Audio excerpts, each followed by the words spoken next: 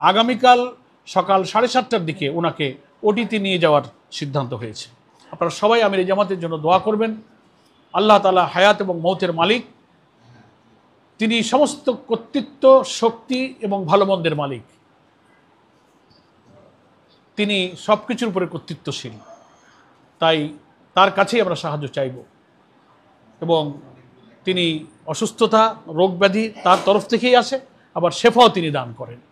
আমরা আল্লাহ তাআলার এই বান্দার প্রতি, যিনি বিরামহীনভাবে সারা দেশে ছুটেছেন, অক্লান্তভাবে নিঃস্বার্থভাবে আল্লাহর এই মুখলেস বান্দা, দিনের এই দায়ীর প্রতি, দেশের প্রয়োজনে, জাতির প্রয়োজনে, ইসলামী আন্দোলনের প্রয়োজনে, তার বড় প্রয়োজন আমরা অনুভব করি। আল্লাহ তাআলা যেন তাকে সুস্থ করে নেক হায়াত দিয়ে আমাদের মাঝে আবার কাজের জন্য সক্ষমতা ফিরিয়ে দেন, এই দোয়া করে আমি আপাতত আপনাদের কাছে ব্রিফিংটা শেষ করছি। প্রিয় আমির জামাত, বাংলাদেশ জামাত ইসলামের সম্মানিত আমির ডক্টর শফিকুর রহমান, যিনি বাংলাদেশের 18 কোটি মানুষের জননন্দিত নেতা, গত 19শে জুলাই সোহরাওয়ার্দী উদ্যানে আমাদের যে ঐতিহাসিক জাতীয় মহাসমাবেশ হলো, সেখানে বক্তব্য রাখবার সময় তিনি অসুস্থ হয়ে সাময়িকভাবে একবার পড়ে গেলেন, আবার তিনি উঠলেন, আবার একটু কথা বলার সময় পড়ে গেলেন, এরপরে বসে তিনি বাকি বক্তব্য সমাপ্ত করেছিলেন। হসপিটালে এনজিওগ্রামের জন্য সিদ্ধান্ত নেই এবং সেই এনজিওগ্রামের পরে ওনার হার্টে কিছু ব্লক ধরা পড়েছে।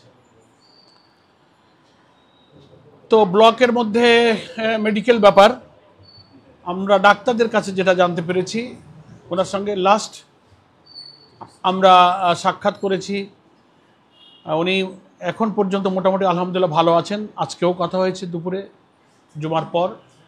তো ব্লকের অবস্থাটা হচ্ছে, হার্টের আর্টারিতে 3টা প্রধান ব্লক ওনার প্রথম দেখা যাচ্ছে, সেটা বেশ বেশি, 80%, 85, 6 এরকম। আর কিছু আরও বেশি, আরও কিছু ব্লক আছে 60, 67 এরকম, আরও 2-3টা ব্লক আছে, সব মিলিয়ে 5-6টা ব্লকের পাওয়া যাচ্ছে এনজিওগ্রামে। এটার কারণে কিন্তু আল্লাহ তাআলার খাস মেহেরবানি, আমরা বলবো আল্লাহর একটা কুদরত, যে এত ব্লক এবং এই যে পড়ে যাওয়া অনেক কিছু ঘটলো, আপনারা এই সপ্তাহে দেখতে পেলেন। আমরা ওনাকে জিজ্ঞাসা করেছি, ডাক্তাররা জিজ্ঞাসা করেছে যে আপনি কি কোনো কষ্ট অনুভব করেন, কোনো বুকে ব্যথা অনুভব করেন? আল্লাহ শুকরিয়া, উনি বলছেন যে না, আমি তো কোনো প্রেশার, কোনো কষ্ট, কোনো ব্যথা অনুভব করছি না, আলহামদুলিল্লাহ। এতটা অসুস্থতায় কিন্তু অনেকে বহু রকম আলামত এবং কষ্ট বোধ করেন। তো আমরা প্রথম চিন্তা ছিল যে এনজিওগ্রামে কিছু যদি ব্লক পাওয়া যায়, তাহলে প্রাথমিকভাবে মানুষ তো রিং পরাবার উদ্যোগ নেয়, আমরা সেই চেষ্টাই প্রথমে ডাক্তাররা মনে করেছিলেন এবং সেই চেষ্টা তারা করতে গিয়ে দেখলেন যে ব্লকের ধরনটা, এমনি তো 3টা আর্টারিতে খুব বেশি রকম ব্লক, আর বাকি যেসব ভেইন বা ব্লকে যে ব্লক হয়েছে সেগুলোর ধরনটা একটু জটিল। ওটা যদি রিং পরাতে যাওয়া হয় তাহলে বেশি রকম ক্ষতিগ্রস্ত হওয়ার আশঙ্কা ডাক্তাররা করেন, যে এটা ভালো করতে গিয়ে আল্লাহ না করুক কিন্তু বিপরীত হতে পারে। তার চেয়ে ওপেন হার্ট সার্জারি করে নেওয়াটাই ডাক্তাররা নিরাপদ মনে করেছেন।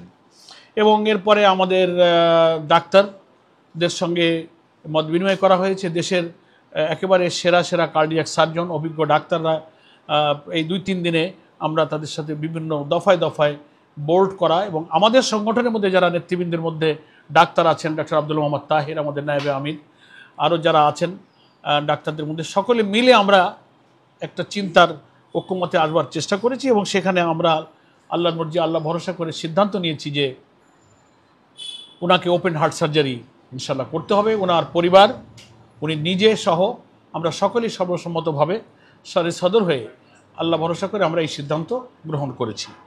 কেউ কেউ বলেছিলেন যে তাহলে যেহেতু ব্লকের পরিমাণটাও বেশি, ওনার বয়স ইত্যাদি কারণ ওনাকে দেশের বাইরে পাঠানো হোক।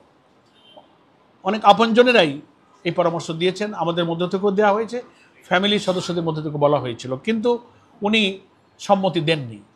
সম্মতি না দেওয়ার প্রধান কারণ হিসেবে উনি বলেছেন যে বাংলাদেশে কার্ডিয়াক চিকিৎসার ব্যাপারে যথেষ্ট উন্নত এবং উনি এটার উপরে আস্থা রাখেন।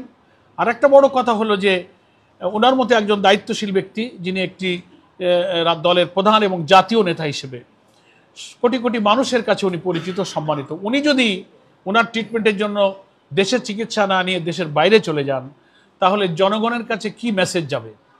সাধারণ মানুষ মনে করবে তাহলে বোধহয় আমাদের দেশের চিকিৎসা ব্যবস্থার বা ডাক্তারদের ব্যাপারে উনি কনফিডেন্স রাখছেন না, কনফিডেন্স লেভেলটা হয়তো একটু আন্ডারমাইন করা হবে।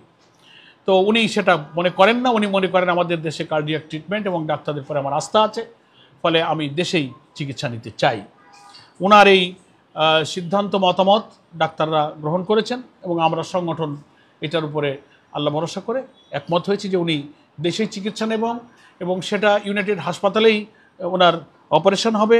এবং অপারেশন করার ব্যাপারে আমরা আপনারা সবাই চেনেন বাংলাদেশের একজন রিনাউন্ড দেশসেরা কার্ডিয়াক সার্জন ডক্টর জাহাঙ্গীর কবিরের তত্ত্বাবধানে একটা টিম ওনার এই চিকিৎসার দায়িত্ব গ্রহণ করেছেন আল্লাহ ভরসা করে। মহান আল্লাহ তাআলার আমরা সাহায্য কামনা করি সুস্থভাবে। ওভারঅল অন্যান্য শারীরিক ব্যাপারগুলো কিন্তু মোটামুটি ডাক্তাররা বলছেন উনি ভালো আছেন এবং অপারেশনের পূর্বের যে প্রস্তুতি সেটা ডাক্তাররা এখন গ্রহণ করছেন। যথেষ্ট ভিজিটর ওনার সঙ্গে দেখা করার জন্য ইউনাইটেড হসপিটালে ভিড় করছে প্রতিদিন। অ্যাডমিশন নেওয়ার পর থেকে ইমরি সেনাতে যখন ছিলেন 19 জুলাইয়ের পর তখনও ইভেন ওনার বাসাতেও। এবং সে ব্যাপারে আমরা দেখছি যে দেশের বিভিন্ন রাজনৈতিক দলের সম্মানিত নেতৃবৃন্দ, ইসলামী দলের নেতৃবৃন্দ, আলেম ওলামা এবং কেউ সরাসরি ফিজিক্যালি আসছেন, টেলিফোনে প্রধান উপদেষ্টা, সরকারের অনেক উপদেষ্টা খোঁজখবর নিয়েছেন, সেনাপ্রধান টেলিফোনে খোঁজখবর নিয়েছেন, বাংলাদেশে অবস্থানরত অনেক হাই কমিশনার অ্যাম্বাসেডররা ওনার খোঁজখবর নিচ্ছেন, বিদেশ থেকেও ফোন করে খোঁজখবর নিচ্ছেন। তবে ডাক্তাররা রিকোয়েস্ট করেছেন ওনার চিকিৎসার সুবিধার জন্য ভিজিটরদেরকে আসা যাওয়া, কথা বলা, টেলিফোনে কথা বলা এটা বন্ধ হওয়া প্রয়োজন।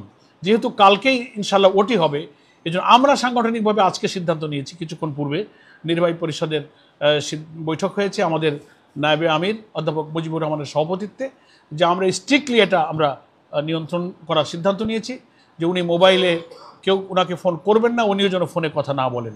এবং আজকে থেকে ভিজিটর না যাওয়ার ব্যাপারে আমরা সিদ্ধান্ত গ্রহণ করেছি এবং উনি নিজেই রিকোয়েস্ট করেছেন যে আমার কাছে আর ভিজিটর না আসলে ভালো হয়, ওনার রেস্ট প্রয়োজন এবং সুস্থতা প্রয়োজন। সেজন্য আমি সাংবাদিক বন্ধুদের মাধ্যমে সারা দেশের আমাদের দিনই ভাই বোন, সংগঠনের ভাই বোন, প্রবাসে এবং সমস্ত মানুষের কাছে আমার আমির জামাতের পক্ষ থেকে আবেদন যে ওনার সুচিকিৎসার সুবিধার্থে ডাক্তারদের পরামর্শে মেহরবানি করে ওনাকে দেখার জন্য যে আবেগ, যে ভালোবাসা, যে মায়া আমাদের আছে, এটার প্রতি আমরা শ্রদ্ধা রেখে বলছি যে আপনারা বাসা বাড়িতে থেকেই আল্লাহ তাআলার কাছে ওনার সুস্বাস্থ্য এবং সুচিকিৎসার জন্য আপনারা দোয়া করবেন। আল্লাহ তাআলার কাছে সাদাকা দিয়ে, নফল সালাত, নফল রোজা রেখেও আল্লাহ তাআলার কাছে আমরা দোয়া করতে পারি। এটাই হচ্ছে ওনার জন্য এখন বড় প্রয়োজন। আশা করি উনি চিকিৎসা শেষে সুস্থ হবেন, আবার তিনি আমাদের মাঝে আসবেন এবং কথা বলবেন, তখন আমরা দেখা করতে পারবো ইনশাআল্লাহ। দেশবাসীর কাছে আমি সেই কারণে অনুরোধ করব যে আমরা যেন ওখানে যাওয়ার ব্যাপারে কোনো প্রচেষ্টা আপাতত পরবর্তী খবর না পাওয়া পর্যন্ত আমরা চেষ্টা করব। আল্লাহ চাইলে কালকে অপারেশন হয়ে গেলে একটা প্রথম ব্রিফিং তো ইনশাআল্লাহ আমাদের পক্ষ থেকে করা হবে ওনার চিকিৎসার সর্বশেষ খবর, সেটা আপনার সময় মতো জানতে পারবেন। সেজন্য আমরা আজকের এই ব্রিফিংয়ে সারা বাংলাদেশের কোটি কোটি মানুষ, দেশের বাইরের আমাদের ভাই ও বোনেরা এবং প্রবাসী দেশিরা, বিদেশিরা যারা সহানুভূতি জানিয়েছেন, দোয়া করেছেন, খোঁজখবর নিচ্ছেন, সকলের প্রতি বাংলাদেশ জামাত ইসলামের পক্ষ থেকে আমরা আন্তরিকভাবে কৃতজ্ঞতা প্রকাশ করছি। এবং আমরা আপনাদের এই দোয়া, ইসলামী আন্দোলনের নেতার প্রতি আপনাদের এই ভালোবাসার জন্য চিরদিন ঋণী থাকব, আপনাদের প্রতি আমরা চিরকৃতজ্ঞ থাকব। এটা মনে করি একজন নেক মানুষের উপরে, জনগণের এই মানবিক এবং নন্দিত নেতার প্রতি আপনাদের এই ভালোবাসা, এই দোয়া চিরদিন থাকবে। এটা দেশ এবং জাতির প্রতি আপনাদের ভালোবাসারই প্রমাণ। এই জন্য আমি আর প্রয়োজনীয় কথা যেহেতু বলে ফেলেছি, আমি আর কথা বাড়াতে চাই না।